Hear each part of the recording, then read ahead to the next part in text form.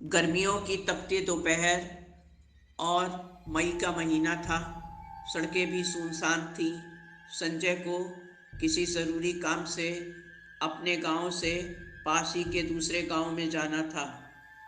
वो बेचैन से इस उमस भरे मौसम में लू के थपेड़ों को झेलता हुआ अपनी मोटरसाइकिल पर निकला। धूल के उड़ते गुबार और बेइंतहा गर्मी से वो बहुत बेचैन हो रहा था।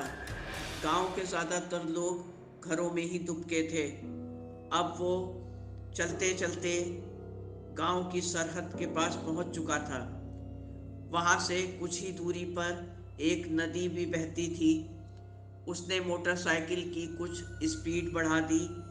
अब नदी भी दिखाई देने लगी थी।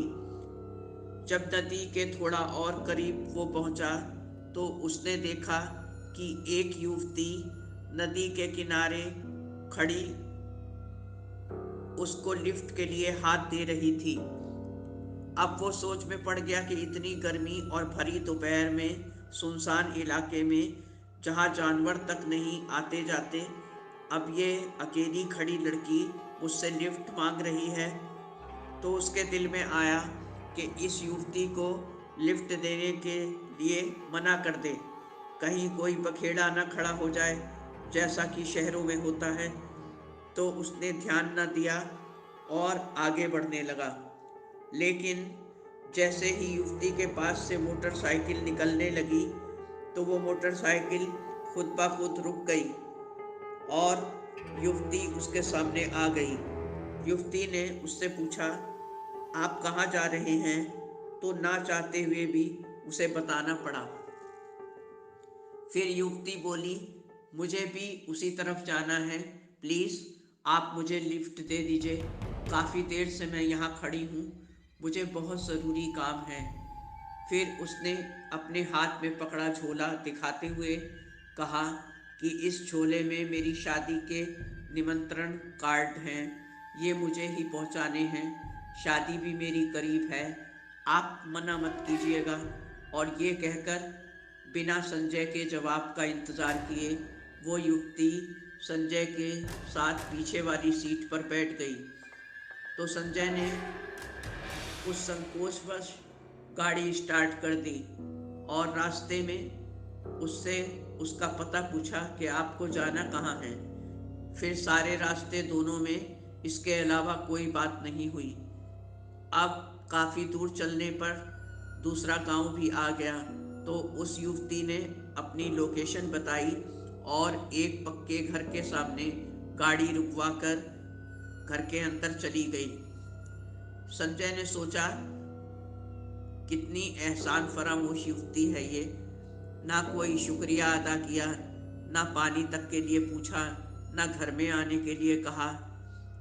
फिर उसने बेमन से वहाँ से मोटरसाइकिल स्टार्ट की और अपने काम के लिए रवाना हो गया। बात आई गई हो गई। फिर कुछ दिनों बाद उसी गांव में संजय को फिर दोबारा काम पड़ा तो वो मोटरसाइकिल से उस गांव के लिए चल दिया। वो पहले वाली घटना युवती वाली बिल्कुल भूल चुका था।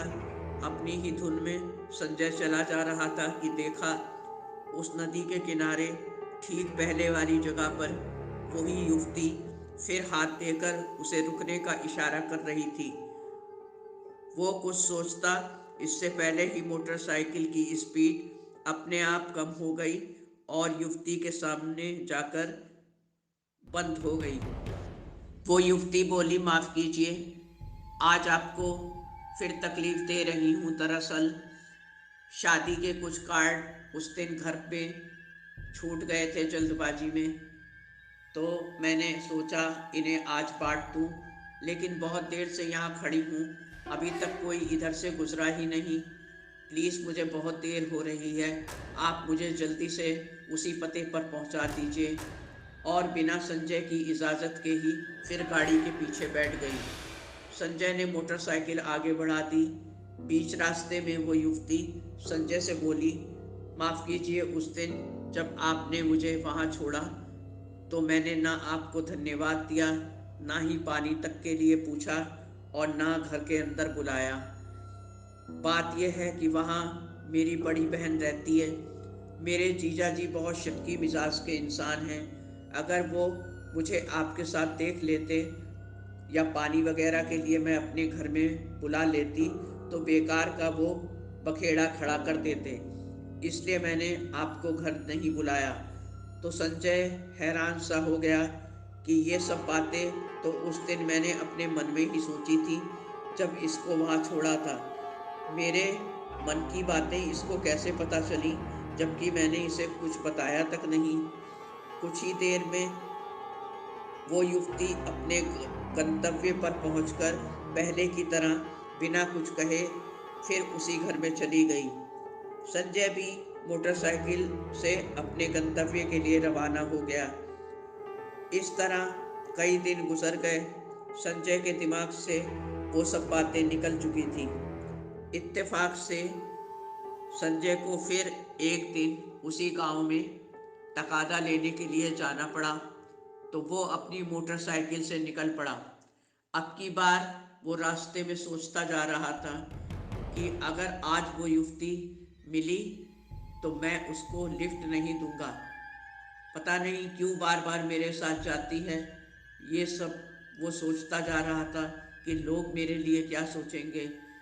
फिर वो ये सोचता सोचता उस नदी के करीब पहुंच चुका था। फिर उसने निगाह उठाई तो देखा वही युवती आज लाल जोड़े में दुल्हन बनी, पूरा श्रृंगार किए उसे रुकने के लिए इशारा कर रही थी। उसने सोचा चाहे जो भी हो, आज मैं इसे लिफ्ट नहीं दूंगा। लेकिन हैरानी की बात ये कि गाड़ी स्वतः ही बंद हो गई और युवती पास आकर उसकी पीछे की सीट पर बिना पूछे बैठ गई और बोली, आज मुझे जल्दी पहुंचा दीजिए प्लीज़, पहले ही बहुत देर हो चुकी है, सब लोग वहाँ मेरा इंतज़ार कर रहे होंगे। मैं शादी के लिए तैयार होने अपनी सहेली के यहाँ गई थी, पर वहाँ से कोई मुझे छोड़ने ना आ सका। जैसे तैसे बड़ी मुश्किल से मैं यहाँ तक पहुँची हूँ। संजय ने देखा वो युवती आज वाकई बहुत खूबसूरत लग रही थी, बिल्कुल स्वर्ग की अप्सरा सी। लेकिन संजय का मन नहीं था आज उसे वहाँ छोड़ने का। फिर वो युवती बिना कुछ कहे उस मोटरसाइकिल के पीछे बैठ गई और संजय से कहा, गाड़ी ज़रा तेज़ चलाइएगा, आज मुझे बहुत देर हो रही है। संजय ने मन ही मन सोचा कि मैं इसका प्रतिरोध क्यों नहीं कर पा रहा हूँ। क्या मजबूरी वश मैं इसको मना नहीं कर सकता। ये सब अपने आप गाड़ी का रुक जाना, कभी अपने आप बंद हो जाना, कभी अपने आप स्पीड कम हो जाना, क्या है ये सब। तभी वो युवती बोल, जल्दी गाड़ी स्टार्ट कीजिए, क्यों फालतू की बातें दिल में सोच रहे हैं। अरे गाड़ी मशीन है, कभी भी रुक सकती है, इसमें इतना सोचना क्या। और रही बात मुझे बार बार लिफ्ट देने की, तो बात इंसानियत की भी तो है कि इंसानियत भी कोई चीज़ होती है। गाड़ी पे पीछे जगह खाली रहती है, मेरे बैठने से आपको क्या दिक्कत हो गई जो आप ये सब अपने दिमाग में बेकार की बातें सोचकर खुद परेशान हो रहे हैं। अब जल्दी चलिए। तो संजय ने गाड़ी स्टार्ट कर दी, मगर आज वो बहुत घबरा रहा था कि ज़रूर कुछ गड़बड़ है। जब मैं इससे कुछ कोई बात कर नहीं रहा हूँ अपने बारे में कि मैं क्या सोच रहा हूँ, तो क्या ये अंतरामी है जो मेरे मन की बात हूबहू जान जाती है। थोड़ी ही देर में वो युवती रास्ते में बोली, मैं जानती हूँ आप क्या सोच रहे हैं। अरे इंसान का चेहरा बहुत कुछ बयान कर देता है। किसी कश्मकश में ना रहिए, बस आप नेक काम कर रहे हैं, इसलिए कोई दुविधा अपने मन में ना पालिए। वैसे भी आज मेरी शादी है, अब मैं कभी आपको परेशान न करूँगी, ना ही कभी आपसे लिफ्ट मांगूंगी, क्योंकि मैं तो अब ससुराल चली जाऊंगी ना। संजय खामोशी से उसकी सारी बातें सुनता रहा। फिर वो युवती भी खामोश हो गई। अब युवती का घर आ चुका था, तो संजय ने गाड़ी रोक दी और हर बार की तरह उस युवती के गाड़ी से उतर के जाने का इंतजार करने लगा, मगर आज वो नहीं उतरी।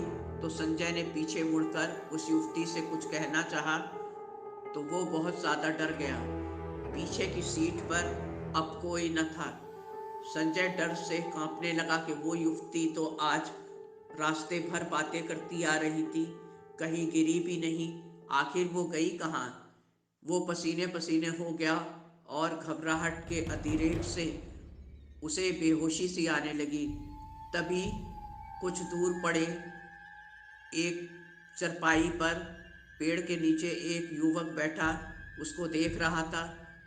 वो दौड़ता हुआ उसके पास आया और उसकी हालत देखकर उसे ले जाकर चरपाई पर बैठा के पानी पिलाया। फिर उससे कहा कि मैंने आपको आज तीसरी बार यहाँ खड़े देखा है। आप आते हैं तो ना तो आप किसी से मिलते हैं, ना ही आप यहाँ किसी को जानते हैं। बस कुछ देर अकेले इस सामने वाले घर को देख के और वापस चले जाते हैं। क्या आपको किसी से यहाँ मिलना है? आखिर माजरा क्या है? तो संजय ने उसे सारी बात बता दी, आज का किस्सा भी। तो वो युवक संजय से बोला, रुकिए, मैं आपको उस घर से एक फ़ोटो लाकर दिखाता हूँ, तो बताइएगा कहीं ये वही युवती तो नहीं है जो आपके साथ आती रही है। फिर वो अपने पड़ोसी के उस घर में गया और सारा किस्सा उन लोगों को बताकर एक फ़ोटो लेकर वापस आया।